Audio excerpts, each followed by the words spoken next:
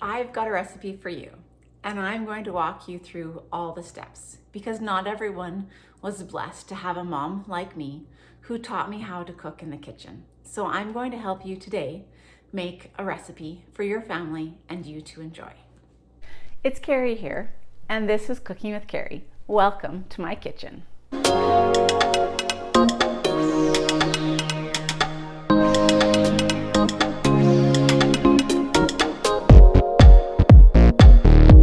If you're new here, I'm so excited that you're here, and I hope you'll hit the subscribe button so that you won't miss any of my other videos.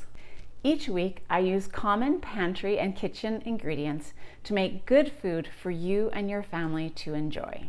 We'll be making a simple dessert that's easy to make and tastes great. So make sure you hit subscribe and hit that little bell so that you get notifications every time a new recipe comes out. Let's get cooking. So today is St. Patrick's Day, if you can't tell by my green so I don't get pinched, and my lucky gold leprechaun earrings. And we're going to make a recipe that my mom made for us every St. Patrick's Day.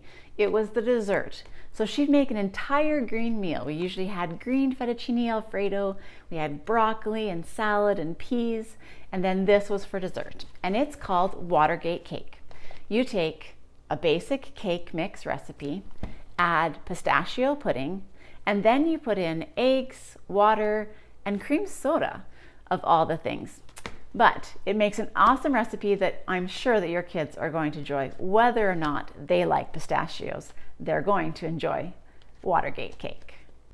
Okay, so we've changed the camera angle just a little bit here so you can see what's going on in front of me.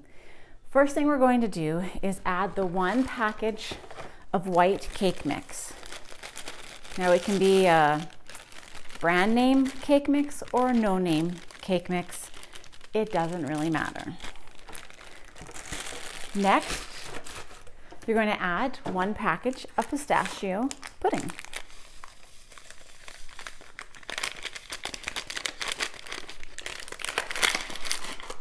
Then you're going to add some canola oil. Now my son made this once, one year, and he used olive oil. Do not do that. Canola oil, please. Okay. Then we're going to add our 3 eggs. And if you've watched me before, you know that my #1 suggestion when you're doing eggs is to make sure you crack it into a separate bowl. There's nothing worse than fishing out an eggshell when you've been baking. Okay, there's 2.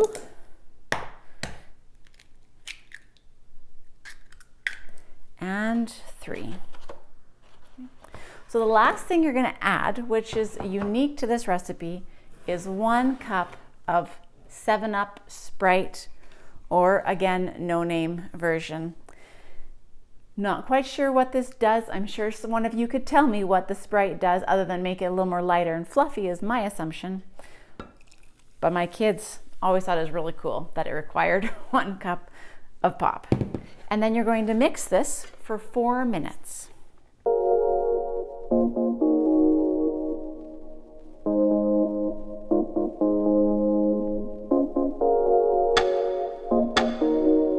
What I failed to mention at the beginning of this was to make sure your oven was preheated to 350 degrees. So I will include that warning down below to turn that on first. So you might have noticed that I need to do a quick replace of my beaters. The little whisk that I have isn't quite strong enough to beat this up, and I guess I need a new hand mixer. So I'll stay tuned for when that comes. So just like on the back of a cake box, you have the option of doing a 9x13, 2 rounds, either a 2 round 8, a 2 round 9, cupcakes, or fluted pan. So what we're going to do is 2 rounds today so that we can do a layered one. So the first things first, what you're going to do is you're going to take your pans and you're going to spray them with your cooking spray.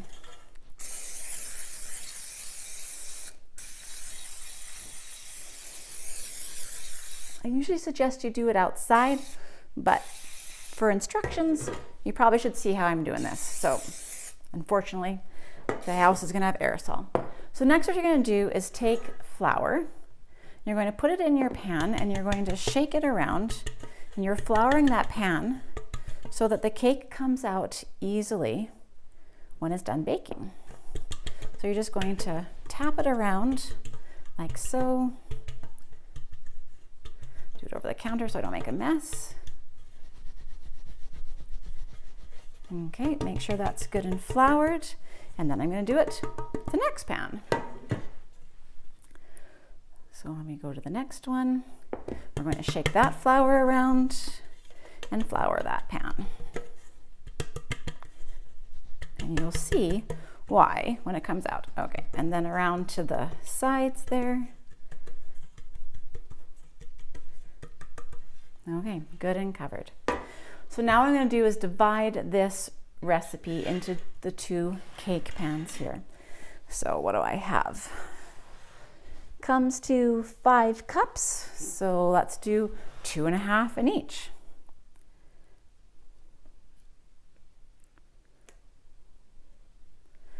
And yes, I can be a little OCD when I'm doing this, but I want my cake layers to be as even as possible. Guess I need to check this side, don't I? Okay, perfect. We're gonna pour the second amount into this pan. Okay, and we're going to spread it to the edges of the pan. I need a little bit more in this pan here. Scrape those edges really good so that that bowl is nice and clean and you have no remaining cake batter. Now, yes, I could have made this cake from scratch if I wanted to. I have the ingredients to do so, but between you and me, not all the time do I have time to bake a cake from scratch. And your kids will love the green cake. They're not going to ask whether you made it from scratch. And sometimes we have to give ourselves a little bit of credit and not a lot of mom guilt for not having a perfect thing. This is going to taste great. So now we have this in the 2 pans. We're going to put it in the oven at 350 degrees and bake it for 40 minutes. Then we're going to pull it out and let it cool for 20 minutes. Let's put that in the oven.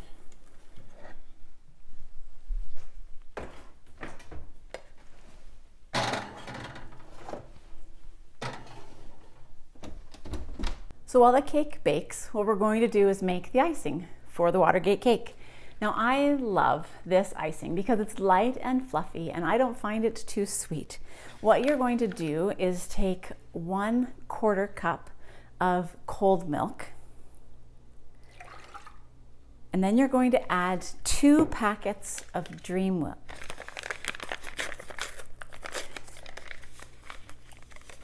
There's the first one. And then in goes the second one. Now, one little tip I want to give you is when you're measuring liquids, make sure that you do it in a liquid measuring glass.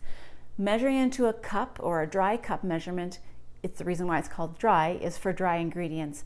Liquid is in here, and you need to make sure that your liquid comes to that 1¼ mark measurement.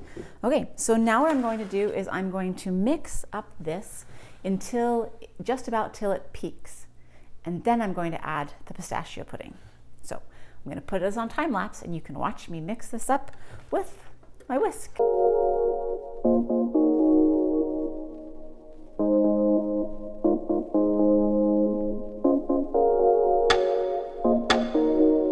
The peak test is done when you think your Dream Whip is whipped enough is by taking that and pulling it out.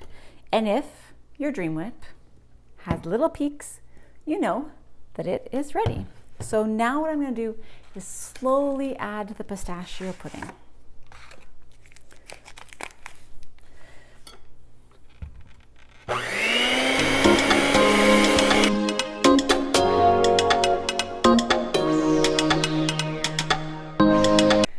brought you in a little closer now so that you can see this Dream Whip frosting that's done.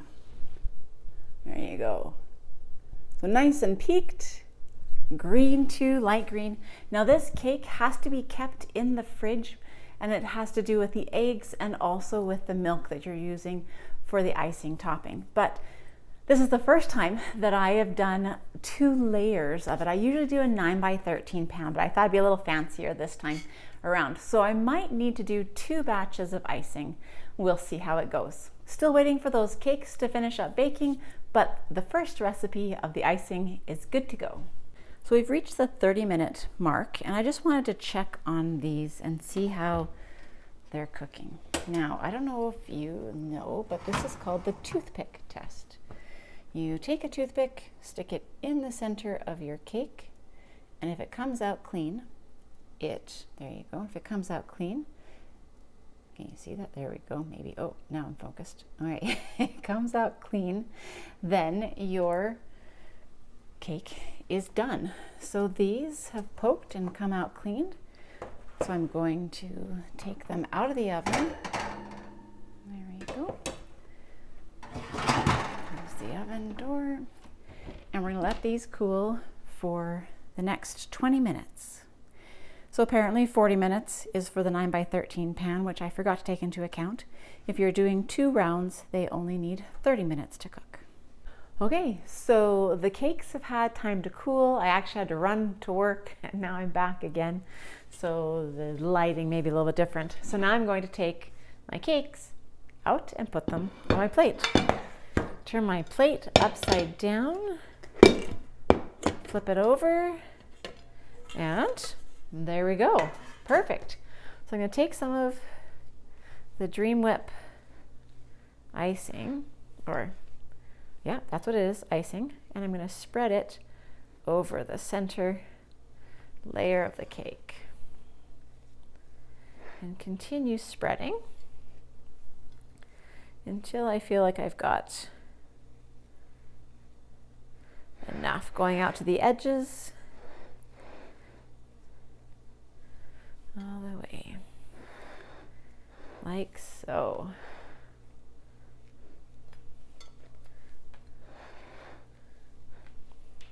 Just about done that.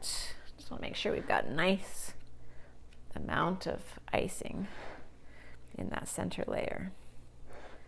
And out to the edges, so it's about consistent in depth, should be the word that I'm using there. Consistent across the top. Perfect. Okay, now we're going to add the next cake. This one's going to might be a little bit harder to flip. Oh, there we go. Look at that. Perfect. Center that a little bit. Perfect. And now we go for the next layer. As you can see, it's just a nice, light, fluffy icing. Dream Whip and pistachio pudding. That's it. Okay. Now it's a good thing I decided to make a second batch of this icing, because even though we've got the 2 covered, it's not going to cover the sides very well.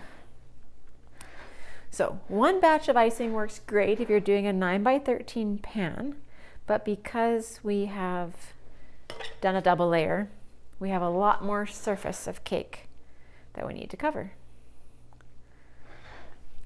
So I'm going to finish with this bowl, cover the rest of the cake with what we've got, and then I will go to the next bowl and put the rest of it on.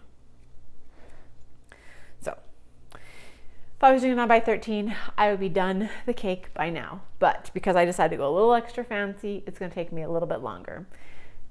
You have to decide what you want to do, but you will get to see the finished product. I'm going to pull out the next set of icing and we'll finish the rest of the cake.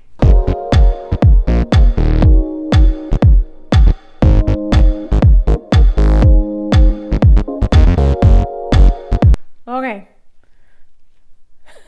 I'm quite proud of how that turned out.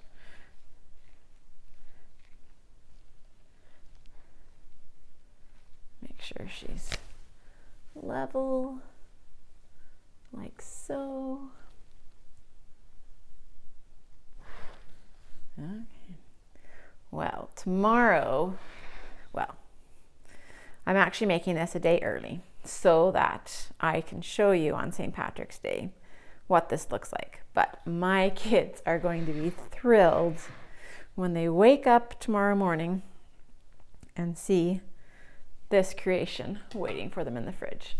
And dinner for St. Patrick's Day is going to be awesome. So green fettuccine alfredo, asparagus, salad, and peas provide a green dinner for my kids. We'll have green, probably Kool-Aid to go along with it, or lemon limeade, and then this for dessert. So this is how you make a Watergate cake. Thanks for joining me today on Cooking with Carrie. If you enjoyed this video, please give us a like, and then remember to hit subscribe so that you can be updated when we add more great recipes for your family to enjoy.